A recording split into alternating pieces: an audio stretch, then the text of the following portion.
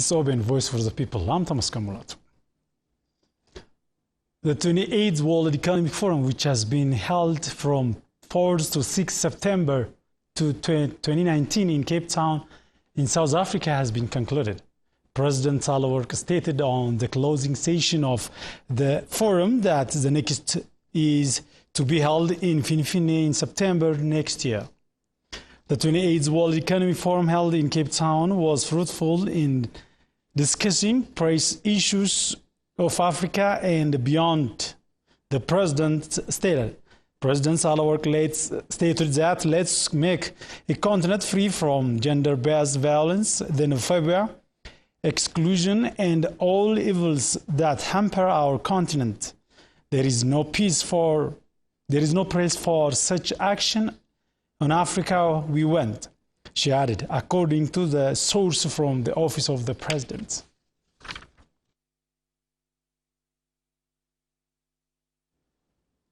Prime Minister of Ethiopia, Dr. Abiy Ahmed, has discussed with Ethiopian Foreign Mission, consulates, and Ministry of Foreign Affairs staff about the homegrown economic reforms agenda. Fikadu Brown had the detail. Prime Minister Dr. Abiy Ahmed has discussed about the currently launched homegrown economic reform agenda with members of Ethiopian foreign missions, consulates, and development partners at Economic Commission for Africa. In his opening speech, the Premier thanked the United Nations Economic Commission for Africa for hosting the discussion. I would like to begin by expressing my gratitude to the United Nations Economic Commission for Africa and its Executive Director, and my good friend Dr. Vera Songwe for supporting today's gathering. I am quite delighted to share with you our vision of the newly launched homegrown economic reform agenda. Several months in the making and spearheaded by some of Ethiopia's finest minds, our initiative aims to propel Ethiopia into becoming the African icon of prosperity by 2030. Dr. Abiy noted that the government has taken different measures aimed at shifting economic growth of the country through proper managing. We took a series of measures aimed at shifting the economic growth landscape of Ethiopia.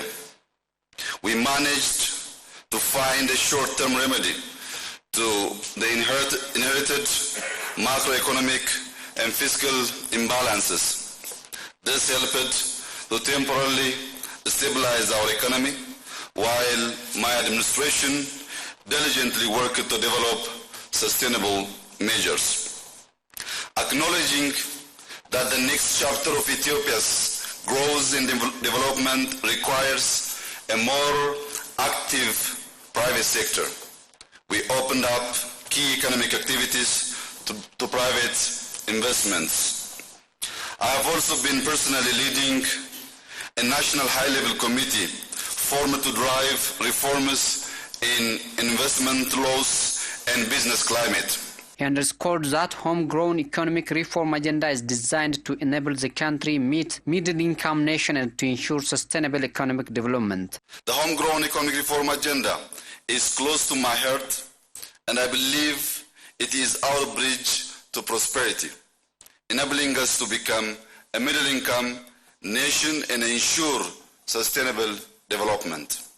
This agenda, crafted through a process of taking stock of our successes and an in-depth review of key bottlenecks and design of adequate remedies, outlines macroeconomic, structural, and sectoral reforms that will pave the path for jobs and inclusive growth. Governor of the National Bank of Ethiopia, Dr. Inagar Desse, for his part, noted that the government of Ethiopia is working to bring sustainable and inclusive economic growth. Executive Secretary of United Nations Economic Commission for Africa, Dr. Vera Songwe, on the event pointed out that Ethiopia has been undertaking a great ambitions. Ethiopia, which has a very large ambition, and you have used the word ambition a lot. The scale of the ambition is high. What we're going to do is go through a few presentations, and I will want you to remember 3 numbers by the time we're done today. But let's start with the scale of the ambition. I think Ethiopia says that they want to grow from 800 GDP per capita. At the end of the day, it is about the people. That is why we care about GDP per capita. GDP per capita today is 865. They want to get to 2,219. That has been done before. Next slide. So what we decided to do was just take a look at countries, see what they've done before, and whether Ethiopia can actually meet that target. Upon the invitation of Foreign Minister Sergei Lavrov, Ethiopia's Minister of Foreign Affairs, Gadu Andargacho, traveled to Russia for an official visit. Gadu will hold discussion on bilateral and regional issues of mutual interest with their Russian counterpart Lavrov. According to the statement issued by the Minister of Foreign Affairs, the visit is expected to boost the trade, investment and development cooperation between the two countries. The Russian Foreign Minister Sergei Lavrov visited Ethiopia in 2018.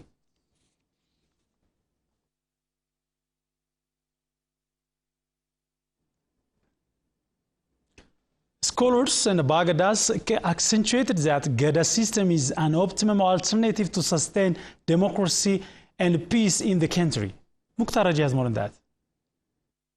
Scholars and Abagedas witness that the Oromo Gada system has a significant role to the community to learn professional ethics. Gamme, Kusa, Kuni. Gamme and the Kusa or the Gada Great have contributed a lot in the economic development of the community. When they transform to the Raba and Dori, they are able to protect their nation from external invasion. Namni Oromo te. This shows the civilization of the Oromo people by which everything is structured as per their age in the Gada system. More Democrats.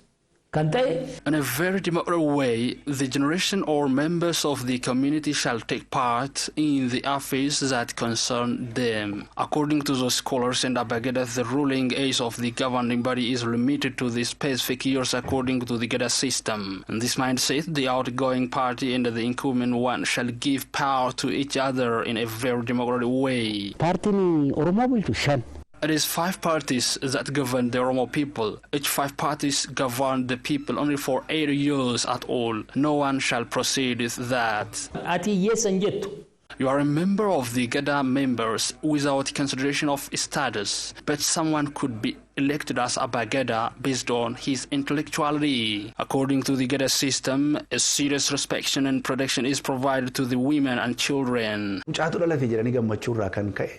to the Gada system, when a child is born, the family has a responsibility of offering it gift. This is to support it economically. The Oromo women own a ritualistic called Sinke. With holding Sinke, no one is stand in front of Oromo women. Even during war, if they come out with holding Sinke to cease the war, no one could fire the bullet to each other. So it is a means of reconciliation of conflicting groups. The scholars underscore that conserving and protecting the Gada system is very crucial to teach rights and responsibilities of the citizens to ensure peace and security at every level. They said the Gada system is the most important alternative to ensure peace and world at all.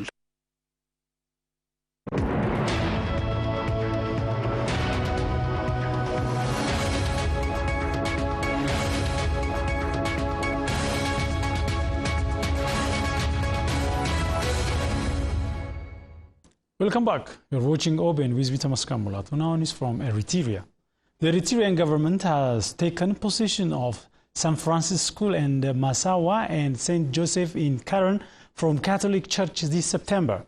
The Eritrean government, with a proclamation of 1995 issued to regulate the activities of regulations and religious institutions, in which it said that religion and religious institutions expect for social activities allowed to them by the government. All development and social activities are the domain of the government.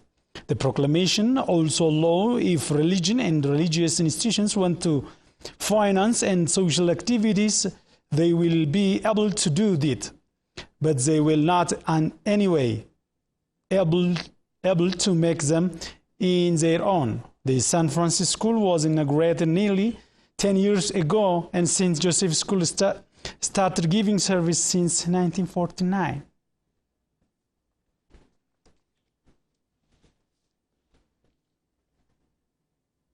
That's all for now. Many thanks for joining us. Up next, our weekly program, Peak of the Week, and guest will present you.